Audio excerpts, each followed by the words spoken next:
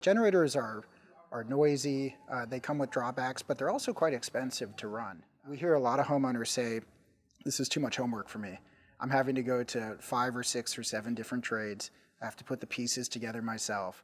Can you walk us through, prior to NEM3 or prior to installing storage with your solar systems, what did the installation crew look like in terms of manpower, equipment, vehicles? What does the post-NEM3 installation crew look like in terms of manpower, equipment, vehicles, and training?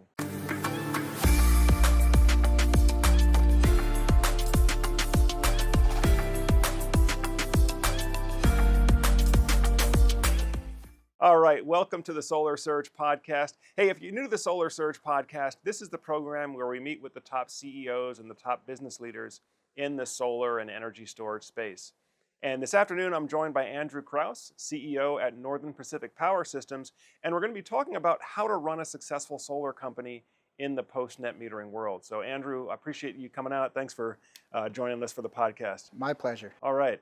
So 2023 has been a heck of a year for the solar industry. As you know, we're here sitting now in early 2024, February 2024, here in San Jose, California, and a number of companies out there are trying to figure out what do they need to do to save their business or to actually be successful and grow in this new net metering free, or what I really call the post-net metering world. So Andrew, what are some of the things that you've implemented in your business that have allowed you not only to survive but to thrive in this post-net metering world? How does it change the business? Sure. I would say we're surviving and we're looking to thrive. We saw net metering or net billing coming down the pipe, and actually as early as 2019, we were studying other markets, Hawaii and Nevada, Arizona, to kind of see what installers were doing there. So we took some best practices from leading integrators there, and the common theme has been don't export to the grid. So we made our North Star self-consumption, and what we define that as is producing what our homeowners use on site and trying to use on site what they produce on site. And so obviously this has impacts to a range of outcomes, how we size solar systems, introduction of batteries, and then also looking at downstream energy roadmaps for homeowners. Many of our homeowners are looking to electrify their car, their heating, their domestic hot water. We want to make sure that we size systems properly to meet not just today's loads, but future loads, so we don't end up importing again from the grid. So in a nutshell, it's driven a paradigm that I would call self-consumption, and it has required us to go systematically through the way we do things to replace the tools and techniques that we had leaned on to date. And I'm happy to report so far it's working, but it's still early days. We've managed to come through the transition fairly unscathed, but I realize for a lot of people it's challenging. And so I think that the goal here is we need to adapt, and I'm hopeful that through shows like this we can adapt together and set new standards together. Great. Well, that really is my goal for this particular broadcast, is to help some struggling solar installers and contractors that are out there. I know many of them are, for the first time, having to install batteries. Many of them I talk to off the record, they don't really want to deal with batteries. It makes for more complex installation, more complex overall, and less profitable, at least for those that don't know how to handle it properly. And so I know one of the things that you mentioned before we were sitting down here was that in the past a lot of our industry was sort of geared towards this one sit close model. Like you just give them the sales pitch, ask for the sale right there. Before any really engineering analysis had been done, and that really doesn't work in today's world, does it? Why is that? Yeah, the one sit close model has sort of been embedded into everything that we do. Even a lot of the common tools that have allowed us to do remote selling, which was big through COVID. In COVID, we basically fully adopted a remote selling paradigm with site visits being optional because we had that much confidence in the tools. The challenge is they're looking at a world where solar is the only thing that matters. And so they're optimizing for bills before solar, bills after solar. And the problem we see with that is it doesn't match the narrative that homeowners have. Homeowners want to see how to divest from the grid and frankly, the fossil fuel grid in whole. And there's a lot of adjacent options for that. I mean, we see heat pumps and EVs being alternative spends with homeowners that we need to now get conversant in. And while we're not an EV company or an HVAC installer, those systems do integrate with our work. So I guess a couple tips that I would have would be, one, we need to get better at building trust with homeowners to let them know that we know about these systems and that we're still the trusted partner in their energy future. They can work with us to start by understanding their bills better. One thing that we do, and we've done for a couple years now, is we've used technology platforms to help get access to high resolution billing data. And it's made a phenomenal difference. For instance, we're not just getting historical hourly data, which is helpful for quoting in these new paradigms. We're also getting gas meter data. And we can use this data to create new models of the home that show us the total potential of a homeowner. And that helps us establish trust with the homeowner. That helps us get our system right in case they are looking to change equipment over time, and generally avoid importing energy in the future, because we don't want exposure to what the utilities in California are doing. It's historic rate increases. We'll get a lot of callbacks, right? Another thing that we're doing is we're approaching the homeowner with a couple curated pathways. One I would call base case, which is, hey, let's talk about solar for your home. If you don't anticipate energy changes, that usually for us looks like solar paired with a grid battery, meaning we're not necessarily going to back up the home, but we're going to install a battery that can do load shifting to encourage that arbitrage between import and export rates now. But we're also going to suggest to people that, hey, there's equipment in your home today that is some range of years old and it's actively dying, and it will be replaced within the warranty term of the solar. So we often look to water heaters and heat pumps for that. Whether they ask for it or not, we're going to show customers what those would look like if that was switched, if that fuel was switched to electricity, to make sure that they're aware of these different sizing methods. That's also driving often how many more batteries should I add conversation. And that's where we've been leaning into a little bit bigger batteries than would be necessary for today to try to give us more of a hedge to the future, which is the battery is basically our way to optimize across a huge range of outcomes that we can't control. So the battery for us is absolutely critical. And then we're in Sonoma, Napa, and Marin counties. We're famous for wildfires and grid outages. We've gotten really good at backup systems, and we offer a couple different battery companies. We do generator pairing to back up the backup. We found that super important. While a battery might be able to start the home and run it for some time, what really matters are the solar conditions at the time of the outage. So this year alone, we've had a number of winter outages, historic rain, not a lot of solar production. We're seeing battery systems paired with generators being a good alternative to that. Excellent, excellent. And for those who've been following the channel for a while, that's one of the things that I typically recommend. If you're looking for maximum redundancy, it's not just solar and batteries, but it's usually having that generator hookup option as well. So you have a third level backup. Like you said, if the solar conditions, if it's inclement weather, the solar panels aren't producing, aren't able to recharge that battery, having that generator hookup gives you an extra level of redundancy. Not where you're going to run the generator as your primary power source, but you can run it for a few hours, be powering the house and be recharging the batteries as well, so that you can then switch to running off battery power and stretch your fuel supply that much longer. Right, and we have unique experience in this, but generators are noisy, they come with drawbacks, but they're also quite expensive to run. We have a lot of people on 200-gallon propane tanks, and they buy the biggest, best generator they can find, but they don't realize that when the grid's off, the generator's on, and as far as it's on, it's drinking very expensive propane. So we've had customers, for instance, get caught with low fuel tanks and have to go through extended outages. There's only a few propane trucks in town, and they've got to go visit everybody. You might be waiting, right? So there's generally a better user experience with batteries first, and then propane or gas generators as backup to that. Excellent, excellent. So I'm hearing a lot here, Andrew, by the way. So the first thing that I think stuck out to me is that you have to look at yourself as more than just a quote-unquote solar contractor. You need to look at yourself as looking at multiple home systems that contribute to the home energy profile and being able to tackle the problem from different angles, whether it's solar for the electric, batteries for load shifting or for backup, heat pump, water heaters, all the things that contribute to the home's energy profile. and being able to come with a solution to address the problem in each of those areas. Is that right? Yeah, and I think there's degrees of this. So let me start with the basic case and maybe go to where I see some installers going, including ourselves. But at the very minimum, we need to rethink how we size systems. I like to think about our future by going back in history. I've been around for long enough that in the early days, we sized for peak shaving, and the optimal financial return was about 60 or 70% of production equal to 100% of the bill. But we've seen that those rate plans have been replaced by rate plans where that's not achievable.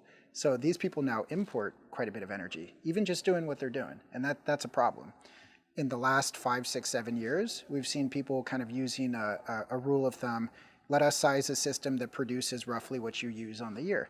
Hey, that's all fine and good until you start driving an electric vehicle or doing other things that will naturally happen. I think people forget that solar is a very long-lived asset. It's a 25-year warranty life. And within that 25 years, we're basically setting the upper limit on what you can power with cheap, low-cost solar and stabilize. So I think it's time that the industry jumps to the future conclusion that many homes are going to electrify, lots of transportation are going to electrify, and in 25 years from now, we want our homeowners to minimize how much they have to buy from the grid. The grid, at least in this part of the world, is not doing well. It's very volatile. It's very expensive. And so that's major conclusion one for us, and it serves as our North Star. What does that mean in practice? It means today we keep doing what we do, but better, more confidently. On average, we're oversizing systems relative to historic load to stand ready for future load. And so for us, that's sort of a short-term win. Also in that future context, we're able to justify maybe a different battery count. Usually it's more batteries. That actually, interestingly, comes down to the weather zone we're in, paired with heat pumps, have winter morning peaks. Well, winter morning peak means not a lot of sun going on, it's a winter morning, and lots of load going on in the house. So that is generally the swing that we're looking to apply a battery to. And then going from the, let's say, differently sized systems, solar and battery, to future company, I think we have an opportunity to diversify into adjacent products. Not all of them, but some of the ones that are naturally paired. What that should do for a homeowner is allow them to come to just one source, which is us, hopefully. Explain their bills, build a plan for them to get off of these bills, and have confidence that they're working with the same team throughout. We hear a lot of homeowners say, this is too much homework for me. I'm having to go to 5 or 6 or 7 different trades. I have to put the pieces together myself. You know, I'm not an accountant, I'm not an engineer, I'm not a financier.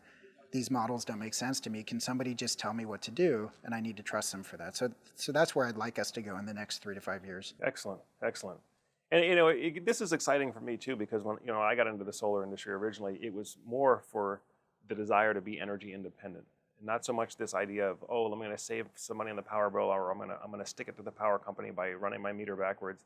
And the reality is, nobody was ever sticking it to the power company. They were partnered with the power company, hoping the power company would give them a fair price. That fair price buyback is gone now, in my opinion. It's a wholesale price or below wholesale price now. And so now I think the thinking is, like you said, it's how can I be as energy independent as possible and then only use the power company when I absolutely have to, right? When I have no other choice. And so that means generating and storing as much of your electricity as you can, and then using that electricity to do as many of the functions, the energy intense functions in the house as you can. Even if maybe in the past you accomplish those functions with burning natural gas or propane, if some of those functions like water heating or heating the air inside the home can now be done with electrons that you generate and store yourself, that becomes part of the overall strategy. We just ran, so I love it. I mean, we promote a concept called grid as backup. We don't want people to necessarily defect from the grid. That might set us up for pretty bad user experience. But grid as backup's great, and it still has a lot of benefits to offer. And I understand that curtailing the export rate makes sense from the grid standpoint. It's actually going to be an accelerant for the market opportunity. We see 2 major trends that are going in different directions. On one hand, the utility is less available, less reliable, and much more expensive. On the other hand, all the technologies that we're looking forward to are coming down on fantastic cost curves. So I saw something suggesting that the input cells to batteries will come down 50% this year. At some point, these lines are going to cross, and the consumer benefit's just going to explode, and that's going to be good for our business. We want to stand ready for that. I don't think it's quite here, but it may be a few years out. To your point about the powering different end-use loads, one of the things that we're seeing is that some of the great tools that we've been used to using in our workflows, which it's so critical that those are efficient. I mean, we've gone from when I started, salesperson in a truck, not a car, with a ladder on it, getting on the roof, taking measurements, talking to the homeowner, taking the panel apart, going back to the office 2 to 3 days later, coming back with a price quote. Now you're talking about iterating price quotes, right? So for some of us, we remember the days where a couple sales a week was a big deal. Now with certain tools that we all use, you could do a couple sales in a day confidently, and that's great. But these tools do not address the electrification agenda at all. They don't integrate with gas savings. They don't model heat pumps and heat pump water heaters. They don't allow us to have the natural conversations that we're used to and also be complete in the homeowner's mind. So that's where I hope we will go as an industry. Right, right. Well, as you know, right, way back when the sales process itself was a technical process in large part. Then it became one of these things where, and I think it was probably starting right around 2015, 2016, 2017, Sounds right. where all the sales guys came in and it became this thing where, oh, we're just going to sell you solar. And well, what exactly makes up that? Oh, don't worry about it. It's solar. You need solar, and it's better than the power company. And it was like that was the level of technical detail in the sales process.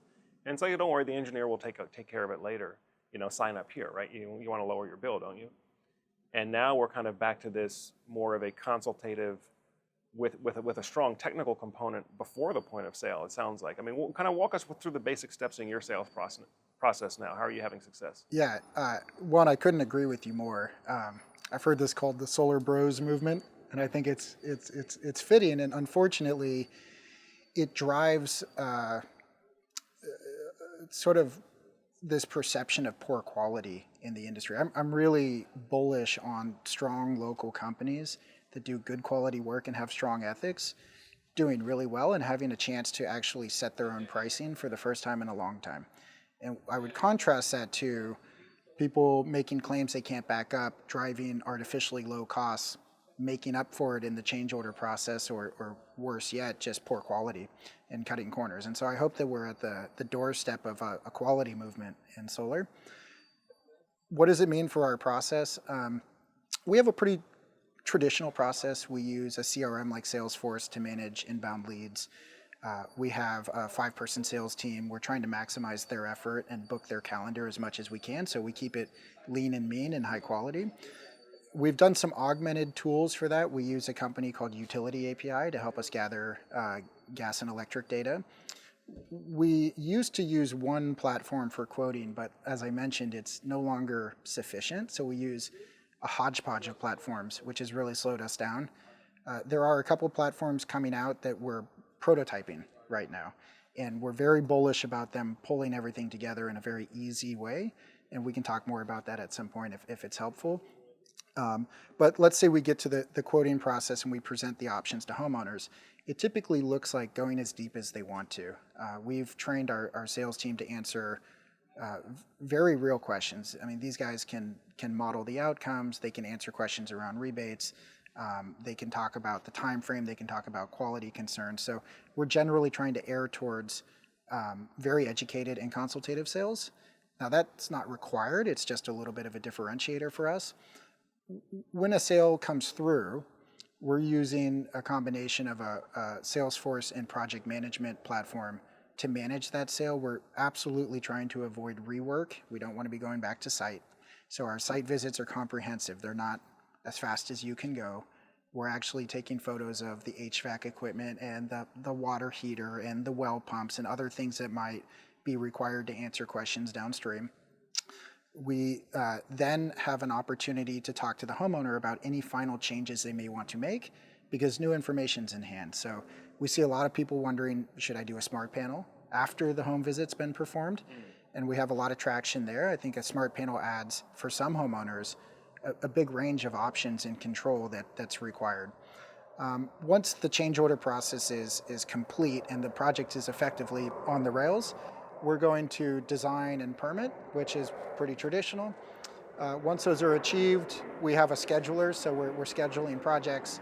And then what we're constantly trying to improve is communication with the homeowner. Hey, we're 2 weeks out on the schedule pending weather. We're going to be there on Thursday. It's going to take 2 days. Your installer is XYZ. We're not quite there yet. We keep working on it. And then, of course, the day of the install, incredibly important customer experience. We try to show up in clean trucks, very clean work site, lots of respect for the homeowner. And then when we're done, our dedicated project manager comes back and they are helping the homeowner set up with all the apps. And one thing that we're seeing a lot of is, it used to be kind of a set and forget thing. Put it on the roof. You'll see it register in the bill if you're paying attention. And now it's very technical. You can go deep into the app user experience, and there's a lot of post-install education required.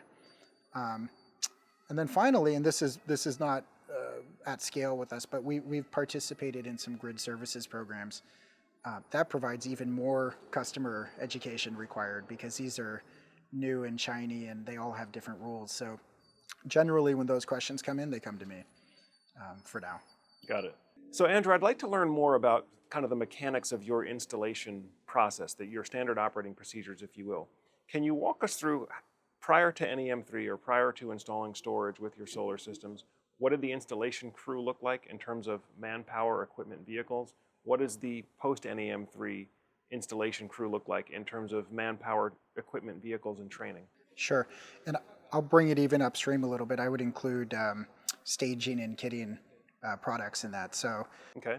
At the point where we have a permitted design, we consider that balance of materials effectively locked in. We're trying to avoid changes to that when the project's being installed. We share that through reporting with our distributors, who then earmark that equipment for us. We, like many, went through crazy supply shortages during COVID, and we don't want to do that again. We want to make sure the equipment's there the day of the install. So we've learned that it's really important to try to share real-time information with the distributors who have our back. When we schedule a project, it's really no more than 2 weeks out, and we let the distributor know, hey, this project's coming off the shelf.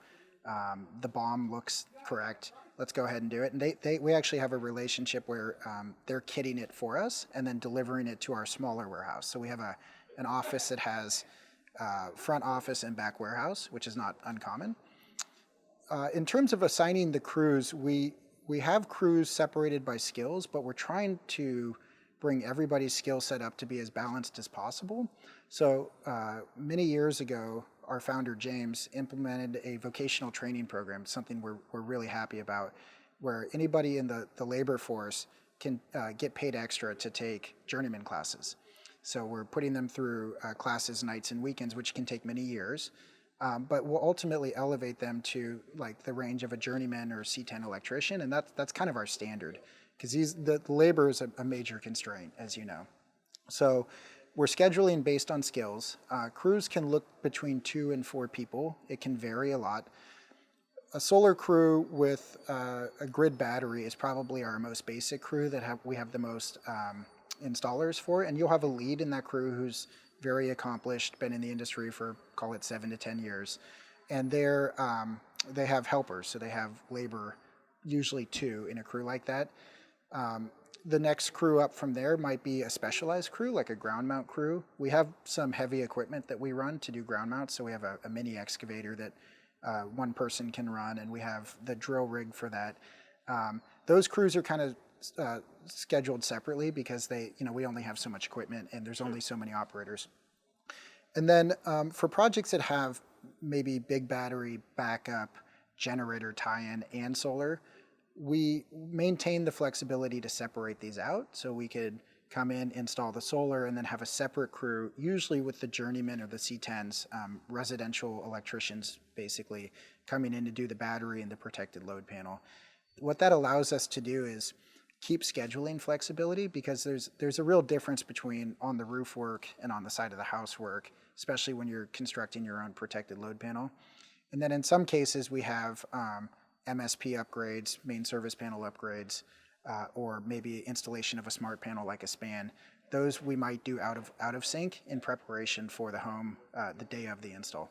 If you have to split the crew up, do you do the battery first and solar after, or solar first and battery later? It's a really fascinating question. We have experimented with this, and there's pros and cons.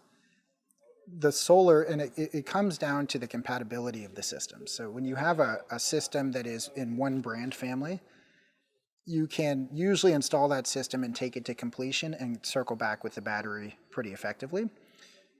Whereas if you have maybe a solar system in one brand family and a battery system in another brand family, neither component may work very well until both are present on site. And so we are always aiming for concurrent installations and minimum site time. That being said, we do get into cases where, for a while there, especially during COVID and batteries aren't on the shelves, we'll do the solar, and it could be 2, 3, 4 months before we come back and do the batteries. The other thing I'll note, at least here in PG&E territory, there's some interconnection complexity. If you file them under the same interconnection agreement, they both have to be available to finalize that. Same with the permitting card. Whereas if you split them up, you can do them start to finish independently. And again, pros and cons to this. I think best outcome for a homeowner is you do both at the same time. They get everything on one invoice, and they get the interconnection done at the same time, and their system's up and running. Makes sense. So on that note, because you touched on compatibility and kind of making sure things are talking to each other, getting all the inspections passed and all the approvals. So why is it important to choose the right partner, and how do you go about choosing your right partners in terms of which manufacturer's equipment you choose to carry and install? Yeah, great question. There's many points to this, so I'll try to keep it as simple as possible. The number one thing we look for in a partner is, do they have the right mix of vision, i.e., is their hardware roadmap going where we think market needs are going? And stability and reliability. Are they showing up with equipment that works? If their equipment does not work, are they there the same day to back it up? What we can't afford is transitioning too far into a service and repair shop. That's a very different business. And while those businesses can be lucrative on their own, it's hard to blend into a installation company of our size. So, some of the best hardware partnerships we've had, we're looking at 3 levels of partnering. One is to their innovation and product team. Where are you going with this? Are you going to be seamlessly integrated into one app experience? What's your EV strategy? How are you working with heat pumps? How do you plan to make the homeowner, who's now your partner after the install, how do you make their life easy and compelling? The next level we look at is, what is the track record of your equipment? So we often pilot equipment before we install it. We have a very, very good lead electrician named Bill, who's just kind of a genius when it comes to this stuff. And so I call it the Bill test. If Bill's into it, we're into it. And if he's not, we're not. And then the third thing we're looking for is, do you see value in our business? Are you willing to bank on us? What does that mean? That means, are you extending special pricing in terms of for volume? Are you willing to have some form of lightweight supply agreement? Can you underwrite our business? And that's often a test that some vendors fail because they don't understand that they are essentially showing up underwriting our company, just like we're underwriting their company. And so we're looking for the partners that lean in a bit and say, hey, you know what? We're going to satisfy maybe your unique needs because we see value in this. Yeah, and you use the word partner several times there, and I think that really is the key. When we're talking about solar, whether we're talking about as a sales professional, as an owner, homeowner of the solar, or as an installer, or as a manufacturer, in reality, we need to be looking at this as a partnership. Which installer, which contractor am I partnering with? Which equipment manufacturer am I partnering with? Because once that installation is complete, it's not like, oh, shake hands, you never see again, right? I mean, there's going to be an ongoing relationship there to make sure that system stays healthy, to get feedback from the homeowner to inform the next generation of product updates, to help support the installer, train the installer to make sure that their technicians are as competent as possible, make sure they're doing an excellent job up front. But it's in very many ways an ongoing partnership. And I think that's really where all those involved need to think of it that way. Homeowners should not be short-sighted shopping on cheapest price. I mean, that's something I've said again and again. This is not something you want to shop on cheapest price. This is who's the best partner, who's going to be the best partner for me. Same thing with manufacturers, or with contractors. Is which manufacturer is going to be the best partner for me over time, is going to help me have a successful business over time, not just sell me a cheap battery, or sell me a cheap component. I don't know. What are your thoughts? I mean, yeah. So just leading into that, you're absolutely right. I mean, it's our responsibility to cultivate the ecosystem here. I come from a different industry where the mantra is consumer knows best and retailers pull through. So we have consumers here are homeowners and they know what they want. Their requirements are changing. We should listen to them and not force our products and ideas on them. And I see this generally happening, but the era of homeowner electrification, for instance, and homeowner dissatisfaction with the grid, we're at the takeoff phase of an exponential curve. That's going to be the new normal in 10 years. And so we need to listen to them. What are their concerns? What other questions do they have that we can seek to answer for them that maybe they can't get from your average solar installer? This is what I care about. At the same time, what I mean by the retailers pull through is that the installers have incredible power as the gatekeepers and the storytellers to help coach the homeowner into success. And so I really see some hardware companies have made the mistake of thinking that they know better because they're more technical, they have engineers, they've been around longer. But they really need to line up behind the best installers who can help them make product market fit a reality for their vision too. So I think those are two parts of cultivating the ecosystem. The other thing I would add is just systems and process. It's the 90% of the iceberg you don't see. So homeowners who question price should also ask questions around systems and process, because that's what they're buying. They're buying at the end of the day, how do I know this thing's going to be installed? How do I know what a service call looks like? If I have installation issues, how do I get a hold of somebody? How do I know if the person who I bought this from works for the company installing it, right? So we're big fans of constantly and continuously developing systems and process, and we do that behind the scenes. It should fade into the background. It should not be something that homeowners are aware of, but it should affect our ability to price correctly and to make homeowners happy over 25 years and not the next 25 days. Absolutely. Absolutely. Well, Andrew, is there anything else that the audience should know about how to be successful, how to have a successful contracting, solar, home services business in the new NEM3 landscape? Absolutely. This is absolutely the right time to innovate. This is the time to have the courage to experiment with new things, to learn from each other. I think all tools should be reviewed, and all the new tools, the upstart tool companies, should be given an honest look, because maybe they have features that meet the moment that we need today and that there's immediate impact to sales. That's what we're seeing with certain tools. I think that we should be focused on operational efficiency. There's always ways to drive cost out of the process. If you're a pen and paper company, try adopting a small piece of software. If you're a software company, try configuring it to match your product more. If you have a configured piece of software, maybe spend a little more time with the team getting them to follow standard procedures so we're not infighting. I think it's communication's always expensive, process is always expensive until it's not. And the final thing I would say is, this is a good time to lean on vendors to say, how can you help my business? Can you, for instance, help me innovate? Can you bring new financing products? Can you help me make sure the products are there when I need to install them and bill my client? And so I think what I see with a lot of the key vendors is that they're here, they have as much invested in your business as you do in some cases. And it never hurts to ask for help. One thing that we're doing, seeing the need for this, is we've developed a coalition that we call Agile Electrification Project. This is in partnership with some of the leading minds in the industry, as well as a facility called the Design Lab at UC San Diego. This is a nonprofit organization. We've had vendors show up and give gift money to help bring some of these best ideas to life. And these ideas are just coming off the shelf right now. You're the first to hear about them, actually. Some of these ideas will help close the gap and the innovation needs for small long tail installers like ourselves and where we see the market going. And if people are interested, they can learn more at agileelectrification.org.